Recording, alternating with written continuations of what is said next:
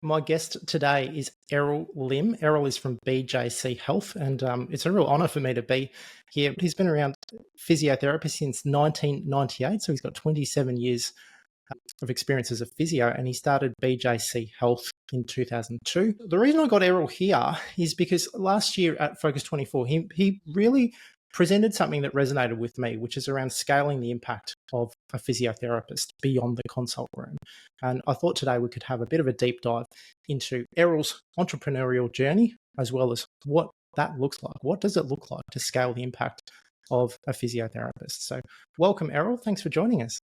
No, thank you. And thanks, Shane. Errol, would you mind telling us a little bit about your journey and what led you to starting BJC Health? Okay, yeah, I to be honest, I never envisaged doing what I do now. Maybe working in a multi-D style practice, yes, but in rheumatology and chronic musculoskeletal, that would not have been what I imagined myself doing at this point in time. I was always wanted to be a sports physio, and actually for the first 10 years of my career, that was my focus. Mm-hmm. Despite going to business in 2002, I was still on the sporting field on weekends, local rugby teams, and then luckily enough managed to get a few gigs traveling with Australia at World University Game type comps. Yeah, nice. And then because of business, and it just so happened that my co-founder is my older brother, and he's a rheumatologist. Yeah. And when we both started businesses, then decided to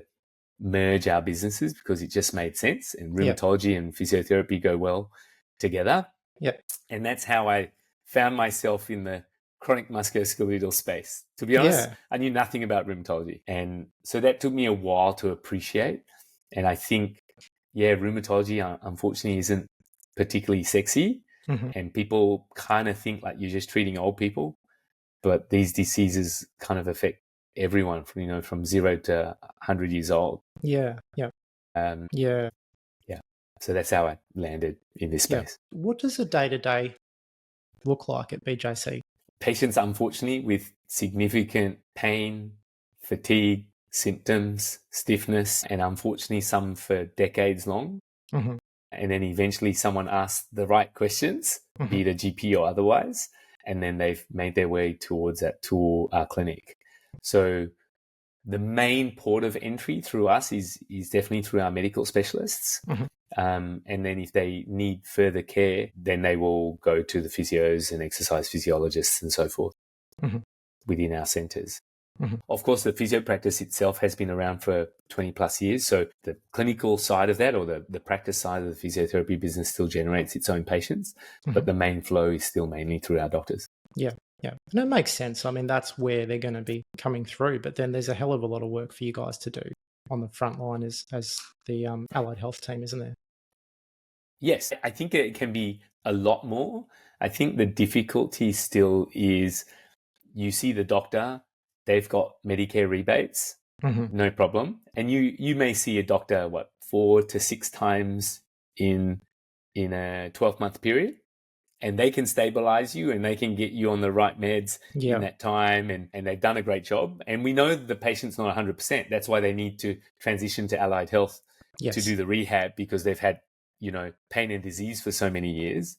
The problem is seeing a physio or an exercise physiologist 6 times in a 12-month period, more often than not, isn't enough to get a patient back to where they were. Exactly. And the lack of rebates, both Medicare and health insurance wise, then makes it harder to retain that patient over and over again. So in the end, only a small percentage of the community who have the right funds can pay for the treatments they deserve. Yeah. Access to care is extremely limited in chronic disease because unless it's third-party funded, people are going to have to self-manage. Absolutely. Self-managing for physio means, higher income earners. And when you've got a chronic disease, it's hard to be out in the workforce building a huge salary because you've got something else that you're dealing with. Yeah, that's right. And so you're in this spiral. Yeah. Yeah, absolutely.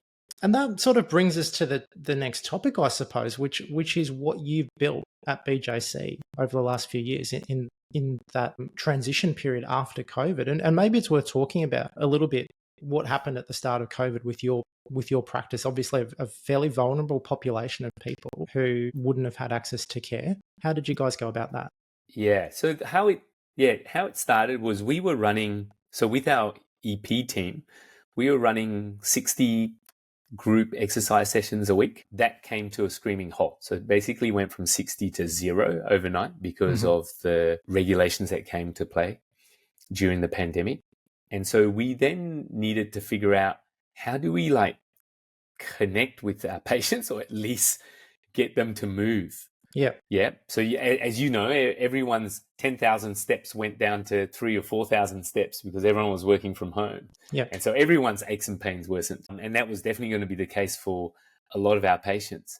So then we just we started doing things like Facebook Live. Then Zoom was big. So we just got people to jump on a Zoom session, and we were just then providing stuff for free. Then we realized, and we thought of, prior to COVID, we thought we're going to hold more patient education days in-house. Like we'll bring wine, we'll put on some cheese, and we'll just have these education events. And it was going to be after the clinic finishes. It was going to be nighttime. And then we thought, oh, well, everyone's on Zoom. We were going to do this anyway. Let's just see. Yeah. And for many of our patients, the fear of catching COVID obviously was an issue. Yes. On top of the diseases that they had. But worse, what was even worse was, should I have the vaccine or not? And then all these different vaccines, and definitely the vaccines affected people's disease. At times made it much worse. Yeah. So people needed or wanted assurance or education around it. So then we put on these Zoom events, and we had 150 people turn up to a Zoom event. And we thought, okay, this is kind of cool. Yeah. And then we decided we better gate it. So that's why we then gated these live Zoom events or workshops, whatever you want to call it, on a website. Yeah, just so then just build a website, with a login, and then we put the Zoom link there. Yeah, and then we were running. Then we decided that those exercise classes that were free, we actually, we're providing a service here. We're going to try to do guided online exercise. So we then bought TV screens that were massive. And so our facilitators could see every single person on the screen. And so we started doing live guided classes on it as well. Cool. So then we had an offering. We had an education offering and an exercise class offering. Yeah. I love how that's how it started. I love the way this entrepreneurial brain ticks over, and I'm sure there's more to it than just putting up a Zoom and having 150 people join, but it's pretty cool the momentum you had so early with what you were doing. Yeah. A lot of what we do is still free. We haven't figured out how to fully monetize it. We spent a lot of dollars putting this together. We're just trying to figure out where to take it now. Yeah. When I looked at what you presented, I thought, this guy's built basically an ecosystem for his clients, in addition to the full service offering that you have within BJC Health with the medical side and the MDT side in person. You've got this back end.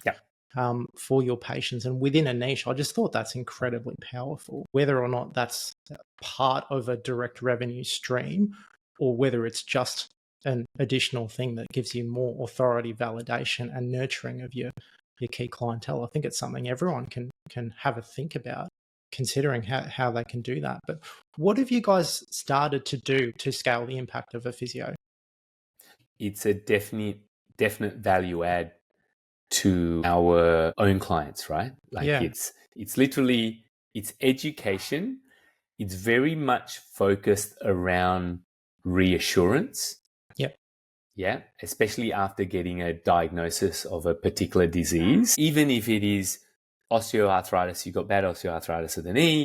Yes, it looks worse on scans, but actually, you know what? There's still a lot you can do. And like anything else in terms of positive feedback, many patients need to hear it over and over again because they tend to focus on the negative things that they've heard, either from clinicians or media or whatever else they're coming across.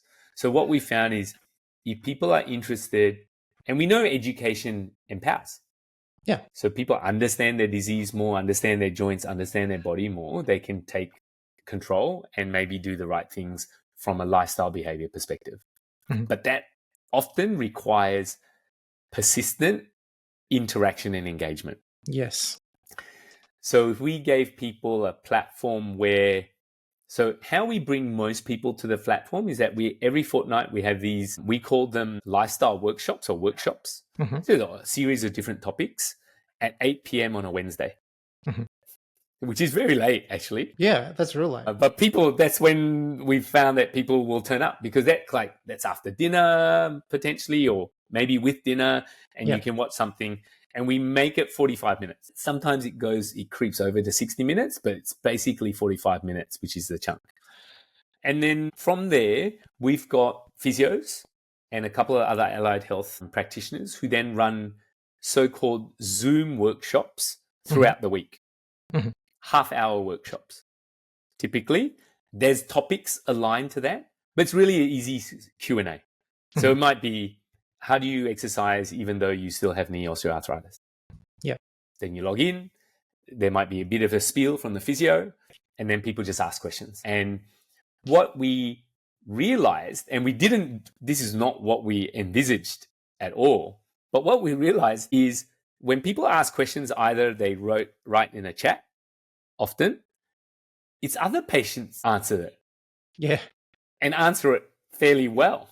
Yeah. And sometimes we have to moderate it, but often you don't have to moderate it. And actually, it's the patient helping the patient. Yeah. And that works on so many multiple levels, as you can imagine. Yeah. You've got a niche cohort with lived experience. Absolutely. And so from there, what we launched 6 months ago was a specific patient support group for rheumatoid arthritis. Mm-hmm. And now that's facilitated by a patient advocate, not a clinician.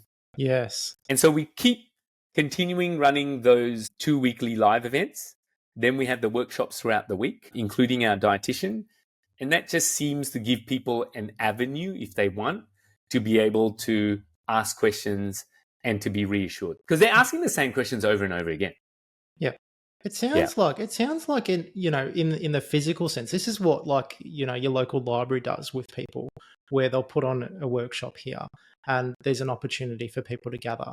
And it's really building community. And you've just taken that into a digital sense and you've built a full digital community. Yes. For your members. Think what would be lovely would be, say you're treating a patient normally, a lot of the time, most of it's the comms, right? Let's be honest. Yeah. Most of it is the comms initially to get the diagnosis right and make sure you set it correctly. Mm-hmm. And then the prognosis, which is the hardest bit of what we do as physios, to then be able to reassure the patient that they are going to be better. Often you need multiple touch points. Yeah. Right? Unless you're just so good at communicating and the patient loves you straight off the bat, right? But let's be honest, that's not everyone. Yeah. Yeah. So you need multiple touch points and positive touch points. And so I think being able to scale any practitioner's voice with their group of patients or their patient cohort through a medium such as telehealth or Zoom or whatever it might be, can then just get patients better very simply. And then when you do see them face to face, what you do is enhance automatically. Yeah. Yeah. And that's it. And I know there's no funding for that currently, but that should eventually make sense, right? Yeah, I suppose there's a lot of things in the health space that make sense. Yeah, absolutely. Like a patient should be able to just I've got tennis elbow. They should be able to ask a question. Yeah. Like that and have a reply, not save up that question for a week or 2 weeks or 3 weeks, because then they just ruminate. Yeah. And those ruminations, unfortunately, as we know, worsen pain and worsen symptoms. Yeah, it undermines the whole process that we're trying to deliver. So it's a reassurance tool for me, and it's a community tool. Yeah. Patients helping patients.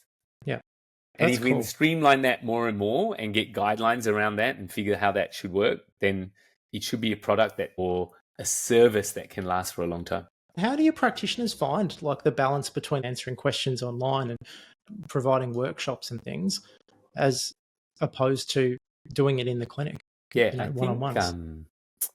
think they all are now used to it, and in fact like it. They see what impact they have, and how many people are so appreciative. That's probably what drives us to continue. The comments, the positive feedback, the emails that we receive post an event and said, thank you so much. I can't believe you guys still do this, or can't believe that you're providing this without charge. Yeah. And thank you so much for supporting us, right? That's just regular. And we share that feedback around, and then the clinicians are buoyed by that. Yeah. And we try not to be too onerous on the clinicians. We have a rotation, or we even ask people externally to speak. If they're a KOL on that particular topic, then we get them to speak on that. Yeah, it makes a lot of sense. There's a bit of a missing ingredient. I find with a lot of physios and health professionals in private practice, the nature of it, inevitably there's a transaction occurring, whether it's through a third-party service or whether it's a cash-paying payment. And I find a lot of physios, especially the young generation, wants to give back. They want to serve the community as a whole. And they are all cognizant of the fact that not everyone has the privilege of getting access. So I always see that as something that really fills one bucket for our therapists that's otherwise not being filled in the day-to-day churn of private practice.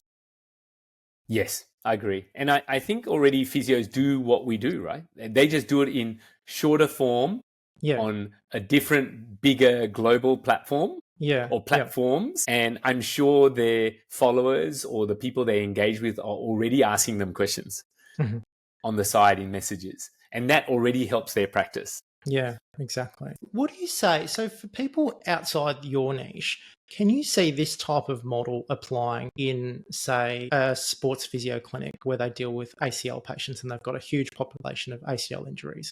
And absolutely. Having lectures about, this is what it's going to be like after your operation.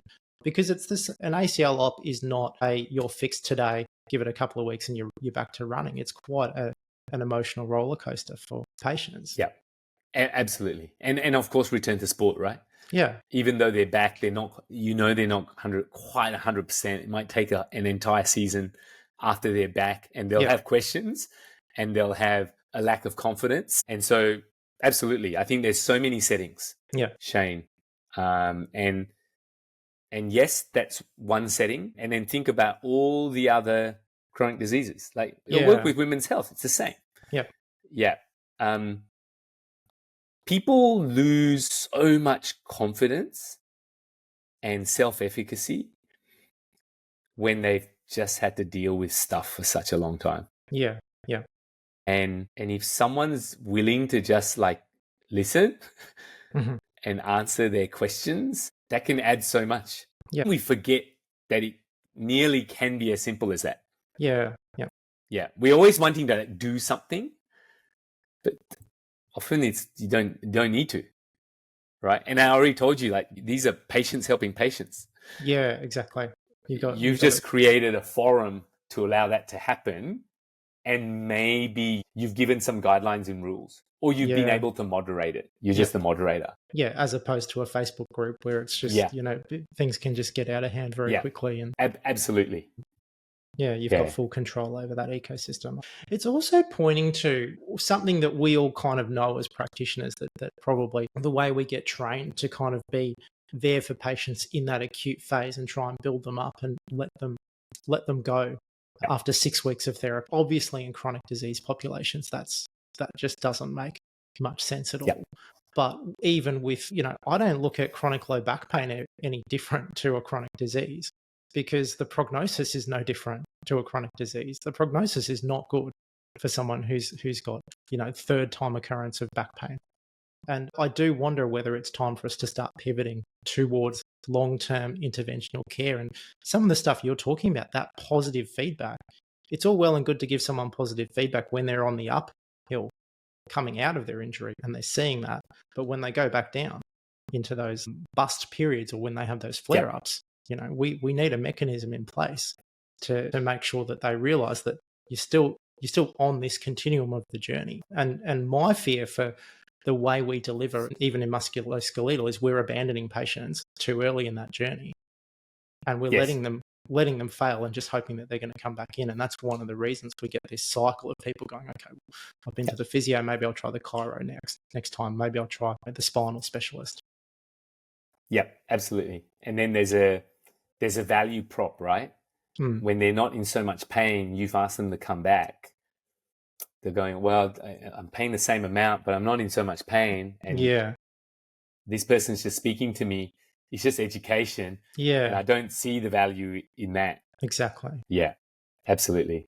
So it's like, how can we package it all up? Yeah. This is an incredible thing. I think it sort of blows my mind, the scale you can take this to through niches, because I see that more and more in physiotherapy practices. You can't realistically just put a sign up that says physio anymore. Like, you have to be a little bit more specialized in one area or another, because there's a physio over there, there's one over there, there's one behind you as well. And I think these kind of internal services, digital communities, is one of the next big evolutions for progressive businesses. You guys have had heaps of lead time in this, and thank you so much for sharing that information. If someone wants to start, this is a hard question, Errol, sorry, but if someone wants to start something like this, because I know it has a fair front end cost for the sort of system you set up, which is a very professional, bespoke system for your practice. If someone wanted to start it, what advice would you have for them to create a digital community or to have patient education available? Yeah, great question. And I've said this before, start how we started. Just like send someone a Zoom link on email, on SMS, and go, we're running this session, join us. Yeah. And that's how we started. And I don't see anything wrong with that.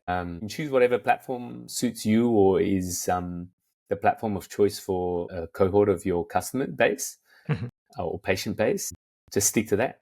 Or try a couple of platforms. You never know, right? Could be YouTube Live, whatever people might be on.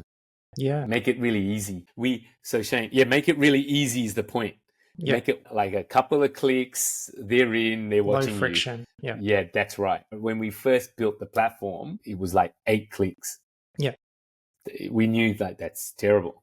Oh, no. So we just had to get it down to a couple of clicks and that was it, you're in. This is one of my obsessions as a digital business owner. I'm like, they're trying to reduce steps and friction along this process. It's so easy in theory and it's so hard in practice, because every click matters.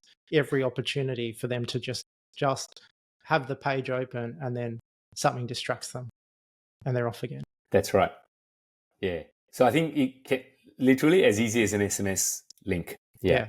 So we get an SMS link, we get a Zoom Live, we've got a topic that we know speaks to our patient population. For physios, like if we think about the conversations we're just having over and over and over again, these are the things that our patients really want to hear, the questions that are coming from those. One other tip, if for practices that have more maybe a marketing arm or people enjoy the marketing bit, is we realized we worked hard on the tone of the messaging in the emails. And that was more the rest of the team, not myself. But trying to figure out that tone, getting the right title on the email, all those sorts of things matter. Yeah. And once you figure out that tone, then maybe the open rates on your emails can be much better and your click-through rate then is much better. Yeah, because inevitably you've got to understand your niche. You've got to understand what their questions are, what's going to appeal to them at that first line when they read it is, like, how are you going to exercise when you're in pain? Speaks to that population. Yeah. So I think those two things, if you can get those two things, then you're off and running. Yeah. To be honest, you don't really need a platform. Yeah.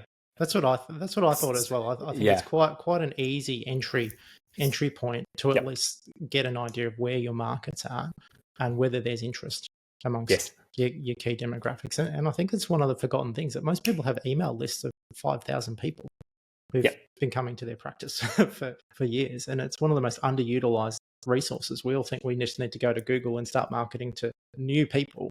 We've got these huge lists of former clients who still see us as an authority because we've already helped them with their pain once. Nice one, mate. Well, thank you so much for your time today. I really appreciate the conversation. I love how open you were about the journey of BJC Health. I'm keeping a close eye on you because I'm really interested in where this goes. It's such a valuable service for the community that you guys serve. And I can only see it getting bigger and bigger from here. Cheers, Shane. Thanks. Happy to share. Thanks for the opportunity tell my story. Interview with Errol Lim just now. You can learn more about Errol at bjchealth.com.au. And if you're interested in learning about Culture of One and what we do, I strongly suggest you jump on our Circle platform. Speaking of platforms, where you can get access to all of our latest videos and our webinars that have been run recently. And the link will be in the show notes below. Hope to see you in the next video. Cheers.